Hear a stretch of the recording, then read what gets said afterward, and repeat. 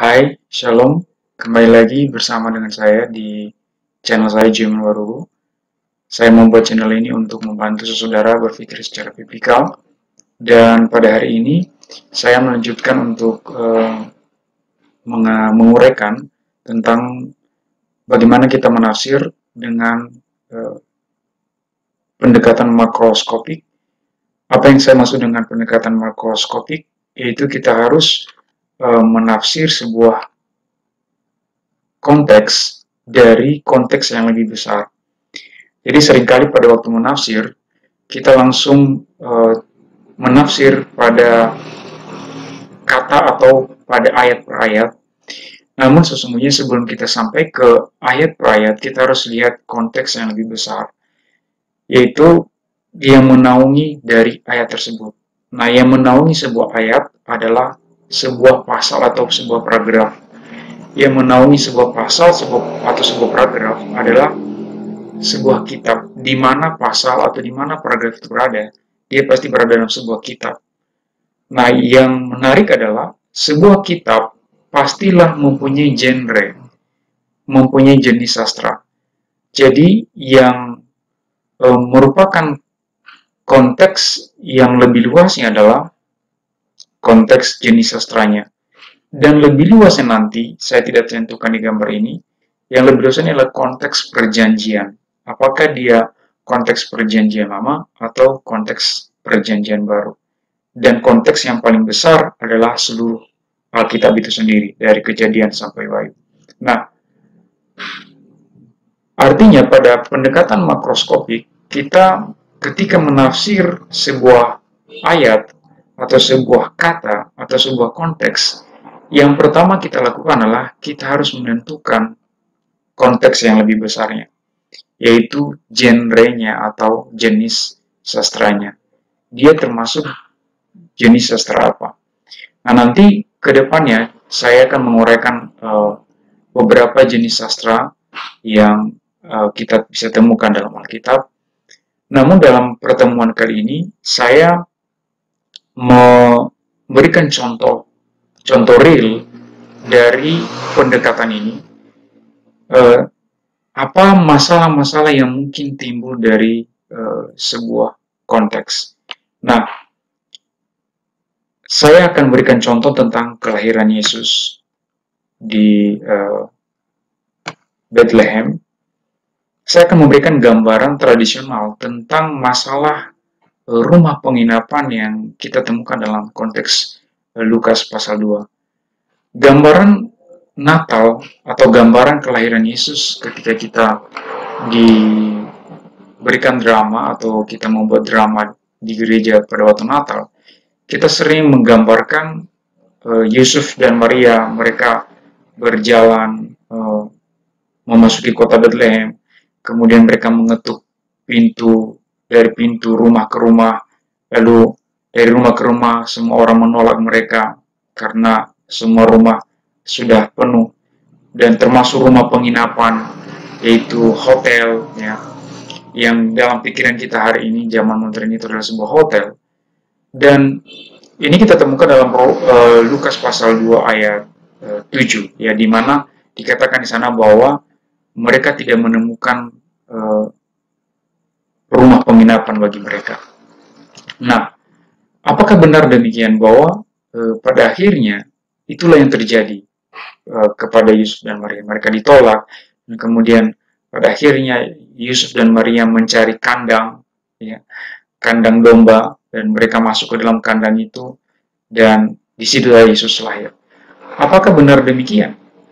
Mari kita tafsir, dan kita tafsir dengan cara kita melihat dengan melakukan pendekatan makroskopik tadi.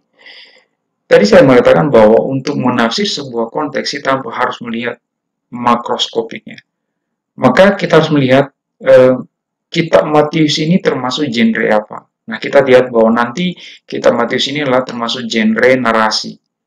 Nah, namanya narasi, kita harus perhatikan ayat sebelum dan ayat sesudahnya. Ya. Nah, dalam penafsiran paling tidak ada 4 masalah yang kita akan temukan dalam setiap kali kita menafsir sebuah konteks. Masalah yang pertama adalah masalah literal. Masalah literal. Lukas pasal 2 ayat 6 mengatakan begini, ketika mereka di situ, tibalah waktunya.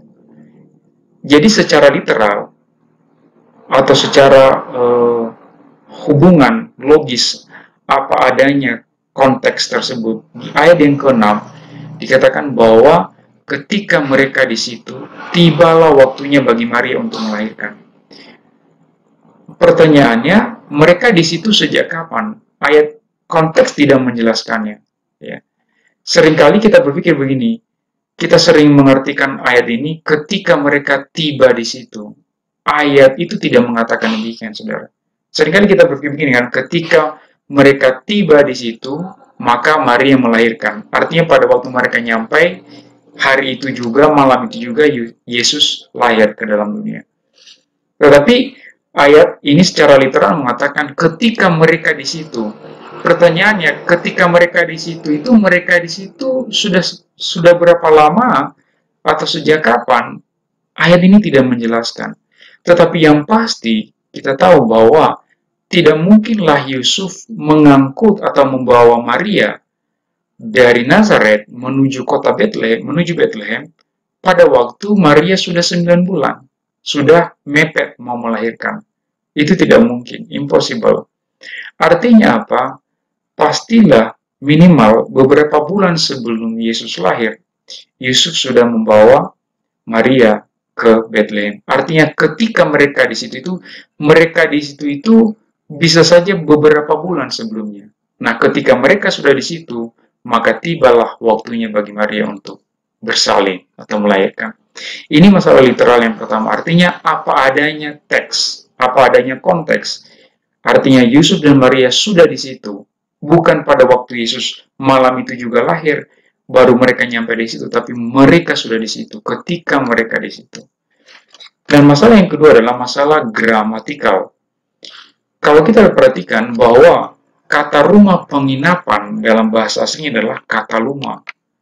Kataluma itu dalam konteks orang Yahudi atau konteks di masa itu pada abad pertama, kataluma sebenarnya rumah, memang bisa diterjemahkan sebagai rumah penginapan, tetapi bukan rumah penginapan seperti yang kita pahami pada zaman sekarang. Ya, kataluma itu pada konteks abad pertama, itu adalah sebuah tempat penginapan bagi satu keluarga, di mana kataluma ini adalah ruang utama bagi mereka. Ya, ruang utama. Atau ruang tempat mereka makan, tempat mereka beristirahat, dan sebagainya.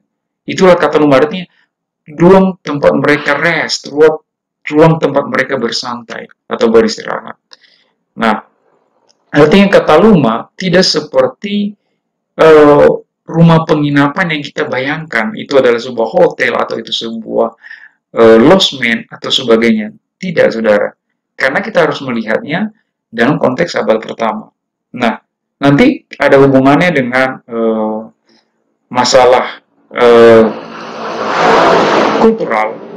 Saya akan menguraikan lebih jelas mengenai kata rumah ini. Tapi sebelum itu kita lihat masalah historikalnya dulu. Masalah historikal itu artinya masalah sejarah daerah Bethlehem pada saat itu. Daerah Bethlehem pada saat itu bukanlah sebuah kota yang sangat besar. Mereka, kalau saudara atau teman-teman selidiki di aplikasi peta Alkitab atau searching di Google, di Wikipedia, di sana kita temukan bahwa daerah Bethlehem itu kota yang kecil atau sebuah daerah yang kecil, desa kecil, kurang lebih 10 km persegi. Ya. Tidak terlalu besar, memang tidak terlalu kecil, tapi tidak terlalu besar juga. Artinya apa? Kota ini sebenarnya adalah daerah ini adalah daerah yang tidak terlalu luas, artinya semua orang saling mengenal satu sama lain. Ya. Ini bukan sebuah kota yang sangat besar sehingga individualisnya itu sangat tinggi. Tidak. Tapi ini adalah sebuah desa kecil di mana dikatakan daerah Bethlehem itu adalah daerah penghasil domba. Ya, kebanyakan orang yang bekerja di Bethlehem adalah para gembala domba. Jadi ini adalah sebuah daerah atau sebuah desa kecil di mana karena dia sebuah daerah yang kecil, otomatis semua orang di daerah tersebut saling mengenal satu sama lain.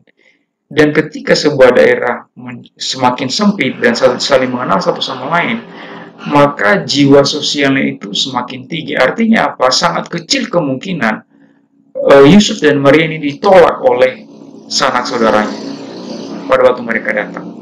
Sangat kecil kemungkinannya. Ya. Kenapa sangat kecil kemungkinannya? Karena kemudian nanti di masalah kultural kita melihat bahwa masalah kultural artinya masalah budaya. Yusuf dan Maria berasal dari keluarga dan keturunan Daud. Dan orang Yahudi tahu persis bahwa ini adalah keturunan Daud. Yusuf dan Maria adalah keturunan Daud. Dan Daud adalah tokoh yang sangat dihormati oleh orang Yahudi. Mereka sangat menghormati Daud dan keturunannya. Maka sangat tidak mungkin orang-orang di daerah Bethlehem yang merupakan daerah kecil atau sebuah desa kecil menolak seorang keturunan raja yang mereka hormati. Ya, meskipun Daud sudah mati beberapa ribu tahun yang lalu, tapi Daud adalah tokoh yang mereka sangat hormati. Makanya mereka sering mendambakan pemulihan bangsa Israel, kerajaan Israel seperti pada masa pemerintahan Daud. Karena mereka sangat menghormati Raja Daud. Maka sangat kecil kemungkinan orang-orang di Bethlehem menolak Yusuf dan Maria. Yang kedua adalah masalah kultural yang kedua adalah istri yang hamil. Dalam sejarah bangsa-bangsa di seluruh dunia, saya yakin tidak ada satupun budaya yang tidak menghormati seorang perempuan yang hamil. Ya, saya kalau naik kereta, kalau ada seorang ibu-ibu yang hamil masuk atau naik kereta itu, sudah otomatis semua orang atau terutama laki-laki yang duduk di situ akan memberikan tempat duduk bagi ibu yang hamil tersebut. Artinya apa? Sangat kecil kemungkinan Maria yang sedang hamil itu ditolak oleh sanak saudaranya di Bethlehem. Sangat kecil kemungkinan. Ya. Masalah yang ketiga adalah kelahiran seorang anak. Kelahiran seorang anak bagi orang Yahudi adalah sebuah masa-masa penantian yang sangat dinanti-nantikan atau sangat dihargai dan dihormati. Kenapa? Karena Tuhan memberikan mereka perintah untuk beranak cucu dan memenuhi daerah dimanapun mereka berada. Mereka diberi perintah untuk melahirkan anak sebanyak-banyaknya. Ya, karena itu adalah keturunan ilahi. Mereka harus memenuhi amanat Tuhan ini. Artinya apa? Kelahiran anak bagi orang Yahudi adalah sebuah masa-masa atau momentum yang sangat dihormati. Artinya sangat kecil kemungkinan Yesus yang sudah mau lahir dan Maria yang sedang hamil mau melahirkan akan ditolak oleh sanak saudaranya. Dan yang kemudian adalah pandangan tentang personal space. Bagi kita hari ini, mungkin personal space, budaya kita sangat menghormati namanya ruang pribadi. Kalau kita naik lift, biasanya kita kalau masuk dalam lift, kita akan jaga jarak. Ya, kita akan jaga jarak dengan orang lain. Kenapa? Karena masyarakat kita adalah masyarakat modern, di mana masyarakat kita dengan budaya individualisnya, personal space-nya itu atau ruang pribadinya itu sangat kental sekali. Tetapi kita harus lihat pada konteks orang Yahudi di abad pertama, mereka bukan individualis, bukan masyarakat individualis, tetapi masyarakat yang berkomunitas. Jadi duduk berdempet-dempetan, berdiri berdempet-dempetan, atau berada dalam ruangan yang sangat berdekatan, itu bukan masalah bagi mereka. Karena orang Yahudi adalah sebuah suku bangsa atau sebuah bangsa yang hidup dalam budaya komunitas, ya. Bukan hidup dalam budaya individualis. Dan masalah kultural budaya yang terakhir adalah kita harus lihat bagaimana rumah petani di abad pertama. Ya. Dalam Matius pasal 2 ayat 11, pada waktu orang-orang Majus datang menemui Yesus pada waktu dia sudah lahir, di sana dikatakan, maka mereka, maksudnya orang-orang Majus ini, maka mereka masuk ke dalam rumah itu. Jadi di sini tidak dikatakan maka orang Majus itu masuk ke dalam kandang itu. Tidak, saudara. Dikatakan maka orang Majus masuk ke dalam rumah. Jadi orang Majus masuk ke dalam rumah. Jadi artinya apa? Sebenarnya Yesus lahir di mana? Di kandang seperti yang kita bayangkan pada hari ini. Kalau di Nias, kandang itu selalu berada di belakang rumah. Di belakang rumah ada kandang khusus untuk babi-babi di sana. Apakah Yesus lahir di kandang yang seperti itu, yang berada di luar rumah? Ataukah sebaliknya, Yesus lahir di dalam rumah? Ya, karena di sini dikatakan orang Majus masuk ke dalam rumah itu. Nah, untuk menjawab pertanyaan itu, kita harus melihat gambaran rumah orang Yahudi pada abad pertama. Dan inilah gambarannya. Saudara bisa mencarinya di internet. Ya, ketik saja first century Israel house. Ya, artinya rumah orang Israel pada abad pertama. Maka gambar ini akan keluar dan saudara akan perhatikan bahwa rumah orang Israel pada abad pertama itu tidak seperti rumah kita pada hari ini. Rumah mereka pada abad pertama itu terdiri dari 2 lantai. Lantai yang pertama itu adalah tempat mereka menaruh binatang peliharaan mereka seperti kambing, domba, atau sapi di lantai pertama ini. Lantai pertama juga adalah tempat mereka menyimpan atau sebagai gudang bagi mereka. Mereka menyimpan barang-barang yang penting bagi mereka. Dan ke lantai pertama juga mereka gunakan sebagai dapur untuk memasak. Sementara lantai kedua adalah tempat mereka beristirahat, tempat mereka makan, tempat mereka bersantai. Ya, tempat mereka bersantai. Jadi saudara guys Tuhan, kata luma yang dimaksud oleh Lukas pasal 2 ayat 7 itu bukanlah rumah penginapan atau hotel yang kita bayangkan. Kata luma yang dimaksud oleh Lukas pasal 2 ayat ke-7 adalah lantai 2 ini, saudara. Jadi lantai 2 inilah kata luma bagi mereka. Inilah rumah, inilah ruang penginapan atau ruang keluarga bagi orang-orang Israel.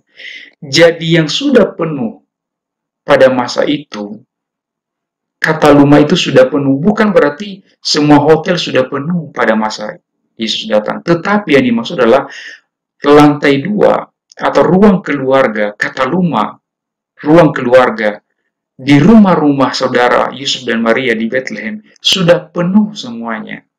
Sehingga hanya ada satu kemungkinan, hanya ada satu peluang untuk mereka bisa tinggal di rumah saudara mereka di Bethlehem adalah mereka tinggal di bawah sini, di lantai 1 ini. Ya. Jadi disitulah Yesus lahir, di lantai 1 ini, di kandang domba seperti ini. Memang Yesus benar lahir di kandang, tetapi bukan kandang seperti yang kita bayangkan, bukan kandang yang terasing di luar rumah. Yesus benar lahir di dalam kandang, tetapi Yesus juga bisa dikatakan lahir di dalam rumah. Karena kandang tersebut berada di dalam rumah, yaitu di lantai 1 dari rumah-rumah orang Israel pada abad pertama. Jadi saudara guys Tuhan, dengan kita memperhatikan masalah-masalah seperti ini, kita akan memiliki gambaran yang lebih utuh tentang suatu konteks. Kita perhatikan masalah literalnya, masalah gramatikalnya, masalah historikalnya, dan masalah kulturalnya. Dan ke depan, saya akan menguraikan lebih detail bagaimana kita menerapkan, bagaimana kita melakukan observasi berdasarkan pendekatan makroskopik, dan kita melihat, mengobservasi secara detail masalah-masalah keempat masalah ini dalam setiap konteks dari setiap konteks Alkitab yang akan kita tafsir. Kiranya ini menjadi berkat bagi saudara, dan berikutnya saya akan memberikan contoh yang lebih detail atau contoh yang lebih real dari penerapan pendekatan makroskopik ini. Kiranya Tuhan memberkati kita semua. Shalom.